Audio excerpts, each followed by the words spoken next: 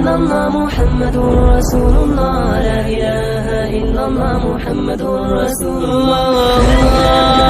السلام علیکم پیارے دوستو، بسم اللہ الرحمن الرحیم۔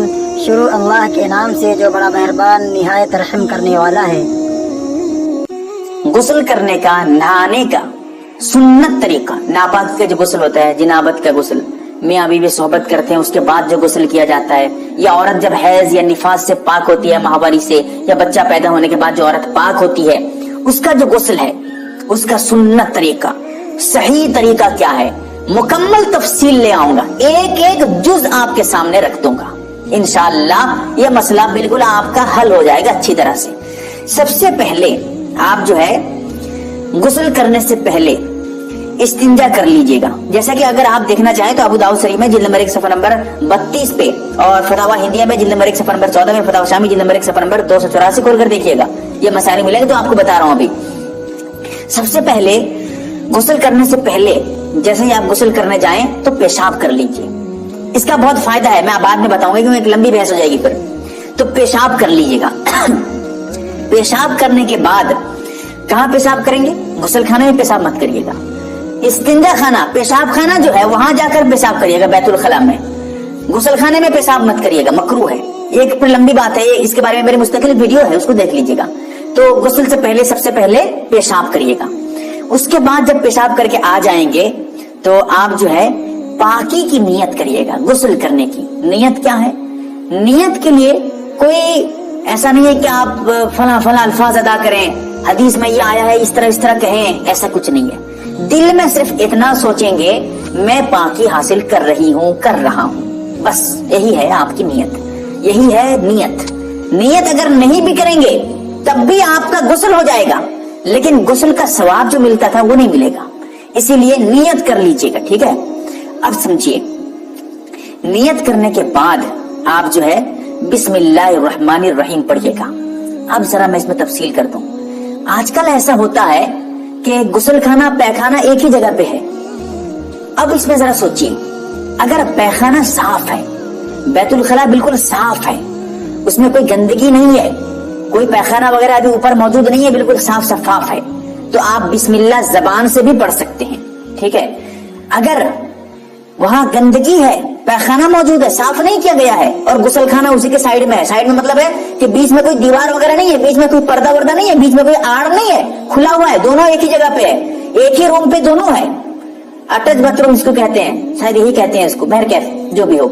تو ایسی صورت میں اگر گندگی ہے تو بسم اللہ زبان سے مت پڑھیے گا، بس دل میں بسم اللہ الرحمن الرحیم دل میں پڑھ لیجیے گا، ٹھیک ہے؟ زبان ہلائے بغیر۔ اب اس کے بعد کیا کریے گا؟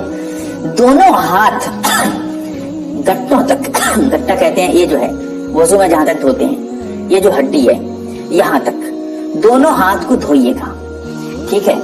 کیسے دھوئیے گا؟ برتن پہ اگر پانی ہے تو آپ برتن سے پانی لے کر باہر کسی چھوٹے سے مطلب لوٹے پہ یا کسی برتن وغیرہ سے، بڑے برتن سے پانی نکال کر ہاتھ دھوئیے گا، اس بڑے اس پہ ہاتھ ڈال کر مت دھوئیے گا۔ اگر آپ کے ہاتھ پہ ناپاکی نہیں ہے، آپ وہاں دھو لیتے ہیں، تب بھی وہ پانی ناپاک نہیں ہوگا، اتنا یاد رکھیے گا۔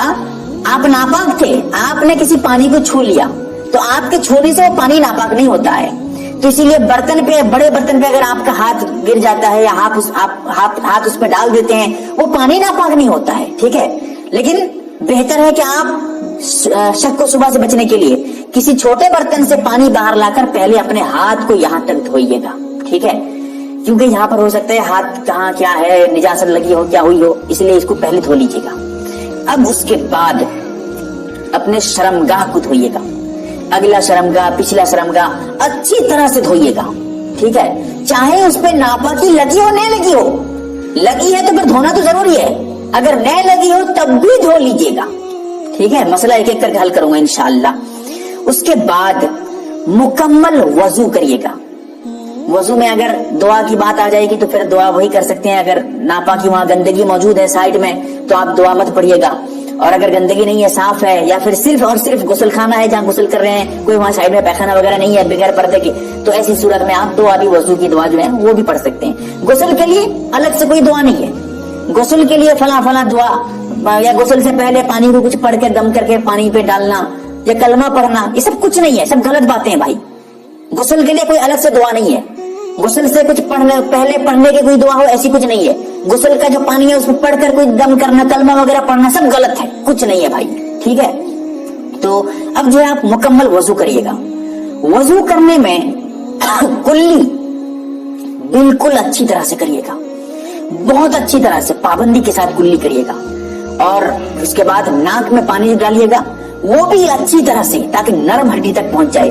कुल्ली में अगर हो सके तो गरगरा, जो पानी लेकर गरगरा करते हैं, गरारा भी कहा जाता है इसको, ये भी करिएगा, ठीक है। ये जरूरी नहीं लेकिन कर लेना चाहिए। तो ये दोनों जो है मैं आगे बताऊंगा क्या फायदा है इसका। रहा वजू मुकम्मल करिएगा, पैर धोने की बात है, उसमें जरा तफसील है। वो क्या है, अगर जहां आप गुस्ल कर रहे हैं वहां पानी जमा हो रहा है तो अब पैर धोने की जरूरत नहीं है, पैर बाद में धोइएगा। मुकम्मल गुस्ल करने के बाद जब बाहर निकलेंगे तो पैर धोकर निकलेंगे। और अगर पानी जमा नहीं हो रहा है, आजकल होता भी यही है कि नाली बनी रहती है, पानी चला जाता है, जमता नहीं है, तो उस वक्त पैर भी धो लीजिए, कोई बात नहीं। मुकम्मल वजू में पैर भी धो लीजिएगा। और कब धोएगा नहीं धोएगा मैं बता चुका हूं आपको, ठीक है। तो अब जो है उसके बाद आप फिर दाहिने कंधे पे 3 मरतबा पानी लेकर किसी बर्तन वगैरह से आप डालिएगा, ठीक है।